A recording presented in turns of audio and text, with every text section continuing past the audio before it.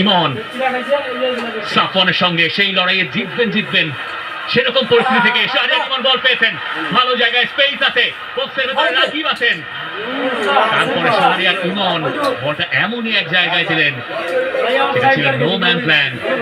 খুব কাছাকাছি জায়গায় ছিলেন রাকিব, তার পেছনে ছিলেন ফাহমিদুল, তবে শাহরিয়ার ইমনের বলটা পড়েছে তাদেরও পেছনে। যদি এখনো মনে কন্ট্রোল বাংলাদেশের কাছে, হামজা চৌধুরী একজনকে টার্ন করলেন, ফাহমিদুলের জন্য বলটা ছাড়লেন ফাহমিদুল, তার সাথে একেবারে লেগে আছে সিঙ্গাপুরের। শেষ পর্যন্ত রেফারি বাসি সাদউদ্দিন তিনি একটা ফাউল করেছেন। এই জায়গায় প্রথম সংকেতটা বাংলাদেশের পক্ষে যায়নি, পরের সংকেতটা বাংলাদেশের বিপক্ষে গেছে। আপনি যেটা একটু আগে বলছিলেন, অ্যাকচুয়ালি শাহরিয়ার ইমন কিন্তু একটা ভালো জায়গায় বলটা পেয়েছেন অ্যাকচুয়ালি, এবং এইটা যেটা আমরা দেখলাম যে রায়ান স্টুয়ার্ট বলটা ক্লিয়ার করার চেষ্টা করেছিলেন, এবং এই যে শাহরিয়ার ইমনের বলটা দেখাচ্ছে আবারও, রাকিব কিন্তু নিয়ার পোস্টে রান করেছিল এবং ফাহমিদুল তার পজিশনটাও কিন্তু রিঅ্যাডজাস্ট করেছিল, অ্যাকচুয়ালি ঠিক পেনাল্টি স্পটের মাঝখানে সে গিয়েছিল।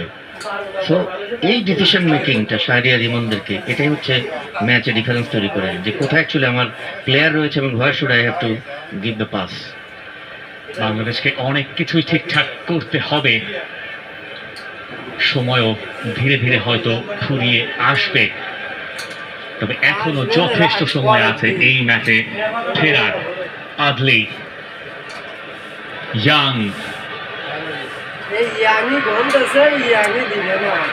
এইকসন ফান্দি, রায়হান,